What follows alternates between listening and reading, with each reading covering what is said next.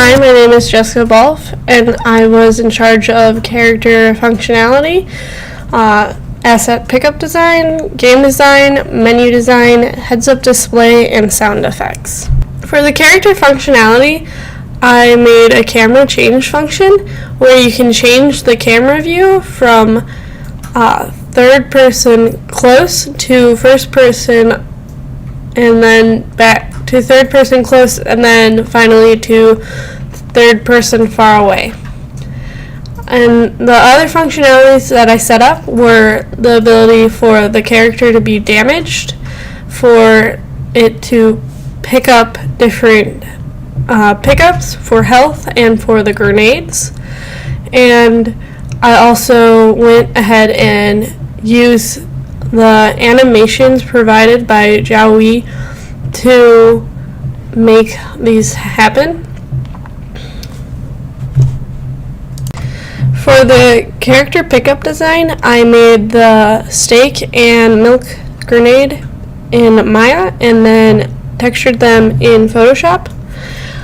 I also made the blueprint that would help them to add health and inventory to the character when they pick them up. For the menu design, I created two separate menus, one for before the game begins, and then that will be the first thing that you would see when you were to open up the game. And in that, you can either start a new game or load a previous game or quit. For the second menu that I made was the in-game menu, and for this menu, you can use it to pause, look at the controls of your character. You can load a different game, save your game, or quit. And you can also change the resolution of the game screen, or you can change the sound volume of the sound effects and the music. The one downfall was I was not able to get the sound effects and the music to work, but I was able to get all of the save functionality to work thanks to the help of a fellow student, Darius Digby. For the heads-up display, you will see that you have a health and you have a image for your milk grenades, and you also have a lives counter. As well as those, you have three different displays that will pop up for when you have either lost a life, you have died completely, or you have made it to the final boss level, and it says something along the lines of to be continued. For the sound effects, I got the sounds from bensound.com and from soundbible.com.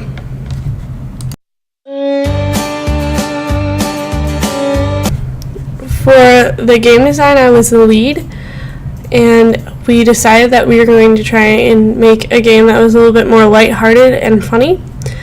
And we had the idea roll around that we would make a game with cows. And from that, a whole slew of ideas came that maybe we'd make a bunch of funny little puns and witty remarks and little hidden features that people might not always pick up on of the cows in the environment. Some of these included puns, others included all of our fonts having the names of cow or dairy products or something related to the topic. Another thing was that we would have our cows either drop milk cartons or steak when they died. Another thought was that we'd have our cows running around mooing, and that we would have a country-like ranch theme song for the sound. Additionally, we had our game have a few hidden meanings behind it that we wanted to make sure that we weren't getting to a point where it seemed either that we were portraying animal cruelty or sexism in any way. So we were originally going to have our cows be killed by a human, but we realized that that would be wrong if we were to do that, so we made it another cow. And then the other thing is we made sure that it wasn't a bull trying to kill a bunch of cows or anything like that, and we made it so that it wasn't just a different sex trying to kill another sex. So what we did was we made it a cow that walked on 2 feet compared to the cows that walked on 4 feet, kind of depicting that maybe it was an alien cow that had come in and they were attacking because they were afraid, but the cow is fighting back because they have to, our cow, the player cow, is fighting back because they have to defend themselves as well. Hi, I'm Shreya Ranadive. I was in charge of level design and particle effects for our game. We have an initial level for our game to give it a more open world feel but still be able to have a variety of terrains. This level includes 3 different areas: volcano, beach and meadows. For the volcano area, I created a very basic model in Maya for the actual volcano mountain. For the lava, I put a cylinder inside of the mountain and applied lava material to it, which was created by Jessica. For the beach level, I used palm tree models that I downloaded from TurboSquid. To make the ocean look more interesting, I sculpted out the landscape to make it look like rocks protruding out of the ocean. Lastly, for the meadows, I used foliage to place grass and flowers all over the landscape and placed some trees. These were downloaded from TurboSquid as well. I created a blueprint for the player to take damage from environment, which would include the lava and the ocean. In the middle of this level, we have a hill. After the player defeats all the enemies in the level, a portal will open up on the middle of the hill. Once the portal opens up, the player can step in and will be teleported to the boss level, or what we also like to call the cloud level. Here, the player will find the boss. The boss will attack, trying to target the player. Player will be tasked with trying to knock the spots out of the boss, and once all the spots are knocked out, the boss will fall from the cloud. The boss is called the Holy Cow. In order to make the player unable to exit the level, first I applied sphere collision to the cloud, but it would throw the player off the cloud because the sphere collision is not hollow. So to overcome this problem, I modeled a dome in Maya. I used the dome as a boundary for the player to not fall off the cloud and used a box collision for the cloud instead. So this cloud level / boss level consists of a big cloud that the player cannot escape from.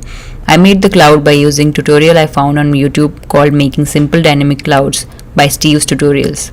It is really simple. All I had to do was to make a new material which uses noise as world displacement based on vertex normals. For the boss level, we have everything set up except for the actual boss. Due to time constraints, we were not able to do it. We plan to finish this level in the future. We have 2 different particle effects in our game. One is the milk explosion for the milk grenade, and second is the smoke effect for when the enemy turns into ash. I started off with making materials for the actual effect itself. Also, I removed the default nodes for the particle system and added the nodes that I thought would make the effect look more like what we wanted them to be. For example, I wanted the milk splashes to stay on the ground and not go through the ground. So I added the actor collision to the milk splash. I added emitters to the particle effects to create a more detailed effect. For example, I added an emitter called shockwave to get the exploding effect that an actual grenade would have. For the milk splashes, I tried using circles at first, but I wasn't happy by how it was looking.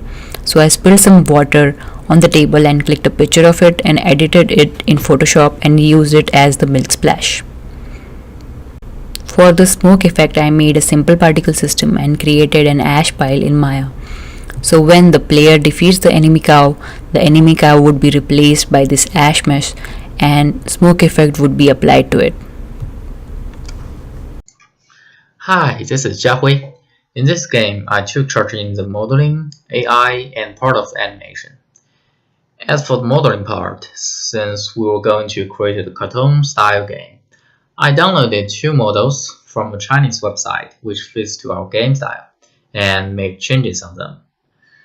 Our main character stands itself by 2 legs.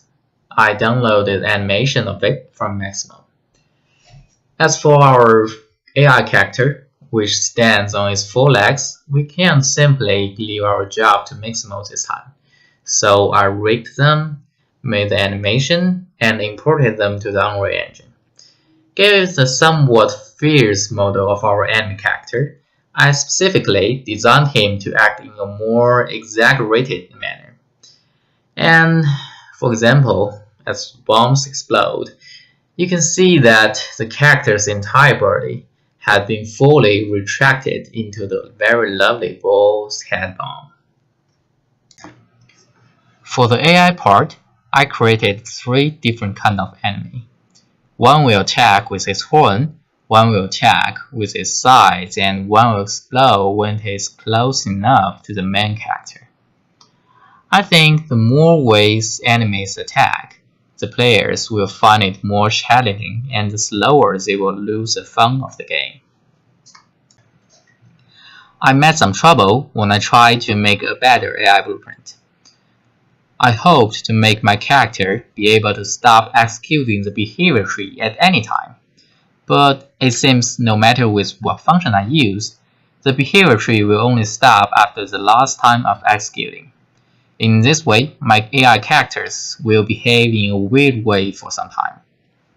But later, Brandley suggests me to solve the problem by thinking from another angle. Instead of achieving this effect in one same blueprint, I can do this by using 2 different blueprints. Once I want to stop executing the behavior tree, the only thing I need to do is destroying the original one and spawning a new one instead. And now the enemy characters looks better than before. At first, we were going to set our second level as a boss level and design a boss AI for it. However, due to the limited time, we couldn't achieve it before this presentation. In my initial thoughts, I also wanted to make the AI more complicated.